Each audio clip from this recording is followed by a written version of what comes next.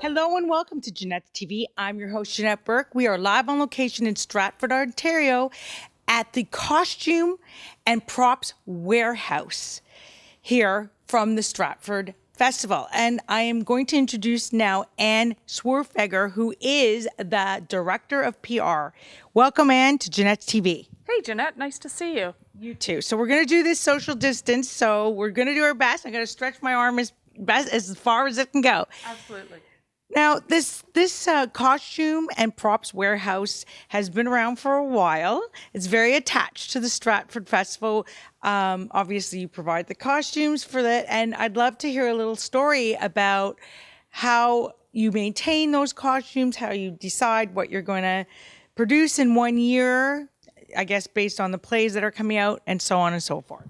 Well, this is one of the largest costume and prop warehouses in the world.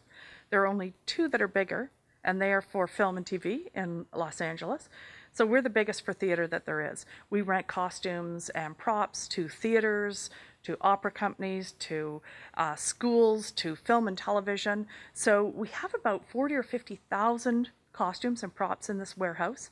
And every single year, the Stratford Festival puts on about 12 or 15 plays. And for most of those plays, they're building new costumes by the dozen for each of those shows. Then those costumes, when the season's done, are added to the warehouse. Some of them are put, if they're really special, they're put into our archives for posterity. So if it's something, say, Maggie Smith has worn, or William Shatner or Christopher Plummer, those are special and they're kept. Sometimes we'll keep a whole show and if we think it might go to Broadway or something like that. But generally, they're added to the stock here for other theater companies to rent from, and also for us to use for certain productions in the future. Now, if we are going to use a costume in the future, we're going to remake that to exactly fit the style of that show and fulfill the designer's dreams. What type of budget do you look at when creating these costumes? Well, a single period costume can cost upwards of $20,000 to create. These are incredible pieces.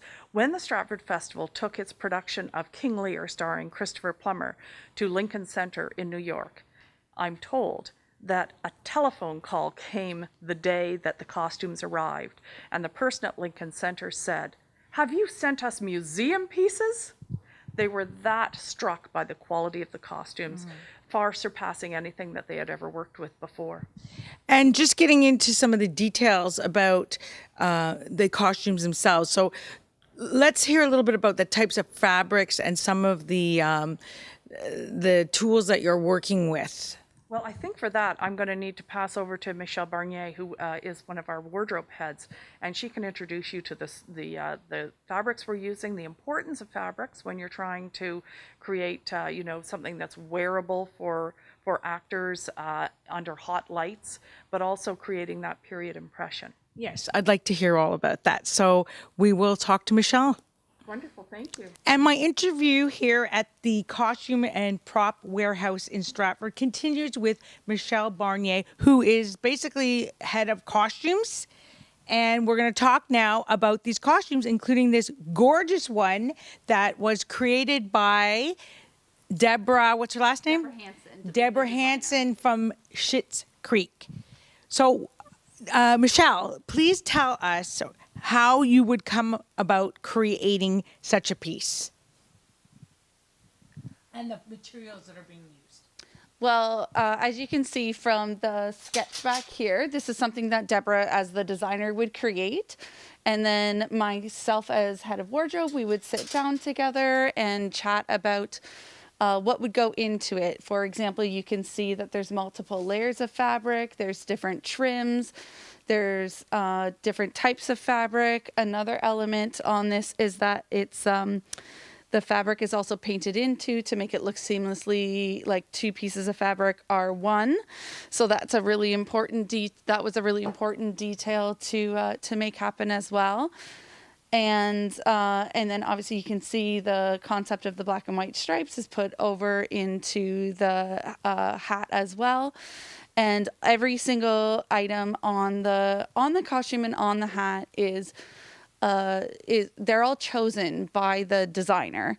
And every single piece, it's like you can see, this is 3 different types of trim all layered on top of one another. And that's something that Deborah would go and choose all of those fabrics separately, play with them all, make sure that they fit together, make sure that they work properly together. For example, this is a silk chiffon, so making sure that you have a silk-based net is important so that they have the same kind of drape. If you get into mixing synthetics and natural fabrics, sometimes that can pose an issue, sometimes it can create something great. Just depends on what the look the designer wants. Okay, so a couple questions before I pass the mic back, because we're being social distanced interviews today. Okay, so how long would it take to create this type of a piece, and how would it be preserved or maintained in terms of like cleaning? Yeah. And do you have a good cleaning story for us? Oh. I'm sure maybe they're shocked when you bring some of these things. Yeah, well, this piece is exceptionally well maintained because it went directly from our show, A Little Night Music, into our archives. So it will be preserved properly until the end of time, which is fabulous. This is also a piece that would be dry cleaned only. Part of the reason for that is the delicate nature of the fabric, the fact that it has paint on it. The dry cleaning would only happen when it absolutely needed to along the way. A way that we clean fabrics that are traditionally not able to be laundered and things like that is we actually spray straight vodka on them. Oh. Yeah, so because it disinfects and it cleans it and takes smell away and can take stains away, things like that. So that's a sort of trick of the trade there that we like to do. So that's something that we do with quite a lot of costumes that are dry clean only to keep it going throughout. And how long does it take to make something like this? From concept to completion. Oh, concept to completion. We're months talking about it. But in terms of like once all of the fabric is compiled together and chosen, you're looking at like all of these dresses. You're looking at anywhere from 100 to 150, 200 hours. Wow. Yeah. So we have phenomenal staff with like our sewers and our craftspeople, the skill set that they have and that they've honed over the years and that they've been able to pass on generation to generation is the reason we are able to create these museum quality pieces. Mm-hmm. So I imagine they rent for a fair amount of money. Yes. They rent by the week. Okay. So it's a weekly rental fee. Okay, so just before I wrap up, I'd like to hear maybe a story from you of one of the most famous person you've dressed, or some kind of story about what that experience was like. Oh, goodness. Well, we've had plenty of famous people come through. I think one of the ones that I was, starstruck by was when Christopher Plummer was here. That was very exciting for me. I was one of the wardrobe buyers at the time, so I was out buying, really specific items that were requested and things like that. So I would say that's definitely someone that I really enjoyed being able to collaborate with. Okay, well, thanks so much. Now, please stay with us because we now will be hearing from the prop mistress. So we're here to talk about the props that are used in these wonderful Stratford plays at the Stratford Festival. And I'm bringing now to sit with me and talk with me Dona Hrabluk, who is head of props here at the Costume and Prop Warehouse for the Stratford Festival. Welcome, Dona. Thank you. Welcome. I'm happy to show you around. We have such a different array of things. So, well, we're happy to see it. So a couple of questions. How do you derive these props? Are they donated? Are they antique shops purchased? Or I guess a combination, including making them yourself? It's a little bit of everything. We get quite a few donations. We also have two buyers who are looking for props all the time. And we also build because furniture is heavy and it's not something we can always use on stage. So we have to make a lighter version of a piece. Right. So how do you decide that? How do you decide what's going to be used on stage that it actually is already built and what you need to replicate? We do a walk around with the designer to go through all the props and see what can be used. And we also need to find out, is it something an actor has to carry across the stage or bring onto stage if it's too heavy to do that? Are they going to jump on it? Are they going to knock it over? Are they going to take a sword to it? You never know. Right. And I'm sure there's been incidences where a piece has either fallen over or something like that has happened during the course of production on stage. Can you share any comments or stories to that effect? I think a lot of it happens during the tech dresses. You know, we'll find out that we actually didn't paint the underside of a table as it goes flipping across, or an actor picks up something. We had something in Blythe Spirit where the actor picked up a glass and then put it on the table and was supposed to shake, and the table went to pieces. So. Okay, so if that's happening live, that's a problem. I guess you just got to roll with it. But if it's happening rehearsal, obviously, you can fix that problem. Now, what do you do with these pieces when they're no longer useful? Oh, in props, nothing is no longer useful. We keep it in storage. We've taken apart things that are not quite right, so we can use pieces. For a props person, you can always make something out of something else. So, I'd like to comment now about the value of a ticket, because I don't think our audience or the viewing audience that comes to theater or a festival of this magnitude truly appreciates all the work that goes into it, right? So we're talking about props, we're talking about wardrobe, we're talking about all the little intricacies that everyone needs to be paid, and of course the actors too, and this is all part of the ticket price. I want them to have an appreciation, and I would like for you to comment on your experience just being in the back end of the production in the props. I'm not sure. Like, how much goes into it? How much? A lot of work. We want to make sure that we're creating the atmosphere, whether it's 1930s diner or it's for front page in the 30s in an office building. So we want to create a world that you're a part of as well as the actor. So we spend a lot of time making sure everything is historically correct. It's strong enough to last 110 performances. Think if you are picking up your glass every day for 110 performances, it takes a bit of abuse. So we put a lot of effort to it, and I've got to say the first time it all comes together is pretty amazing. And I think all of us working in theater, it's that little jolt of energy. Now, the festival is typically a summer type of festival. It usually runs, I guess, from like late spring till around the end of November. And I would like to know how much work goes in all year round to prepare for the productions for the festival. In a normal year, we start looking at shows. I think Anthony and the creative director's office starts looking at shows long before we even hear about them. But we start looking usually in June, July, August. We start to budget. We start to get designs and designers in.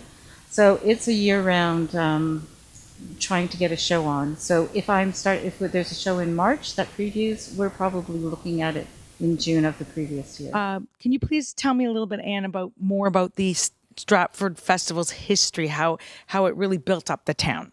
Absolutely. The Stratford Festival was founded back in 1953, actually founded in 52, first season in 1953, and it was under a giant tent.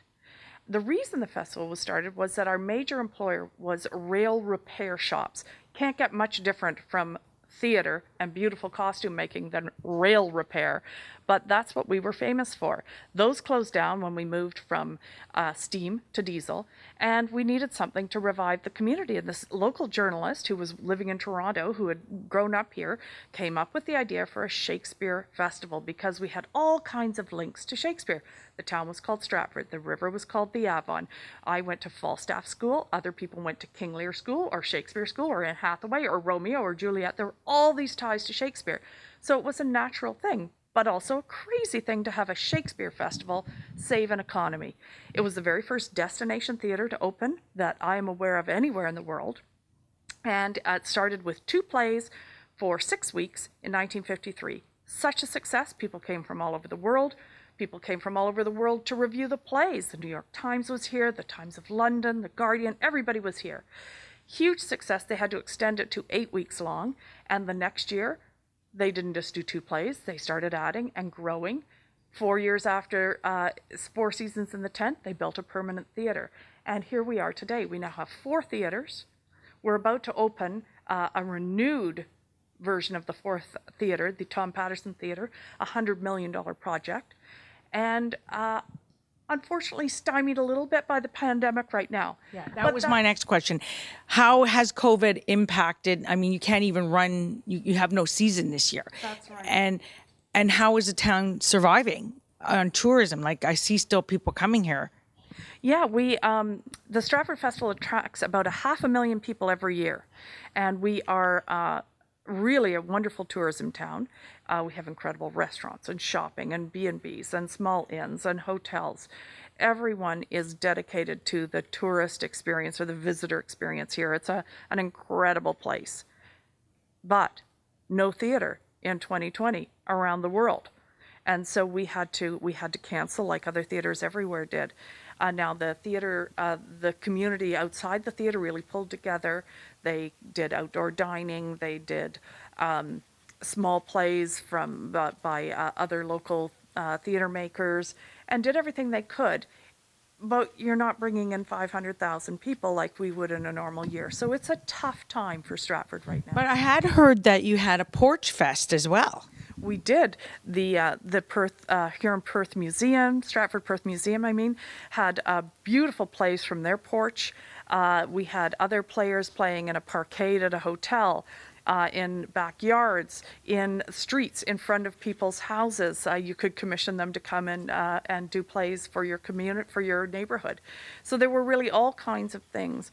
But again, not bringing in 500,000 people, but bringing in people for sure. Right. So like every other business, pivoting, right? Absolutely. Thanks for being with us today on Janette's TV. I'm your host, Janette Burke. Please remember to like, comment, and share all our posts with your family and friends. You will find us on Facebook, LinkedIn, Twitter, Instagram, YouTube, Vimeo, you name it. We're there, hashtag Janette's TV.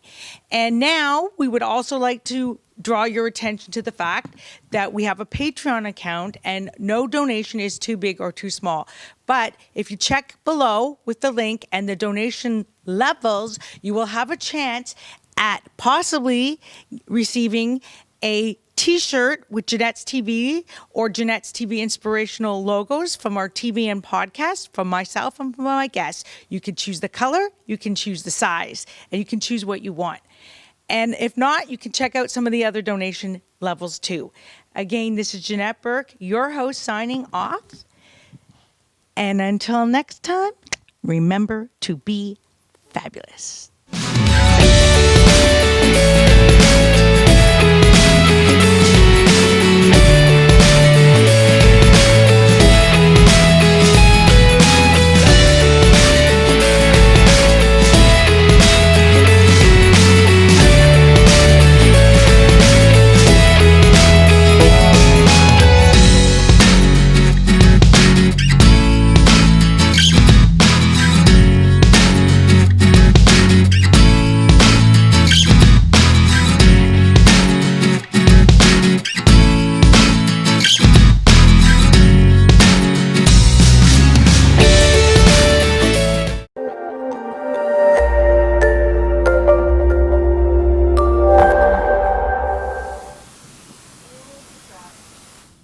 And I'm also asthmatic, so I get really claustrophobic.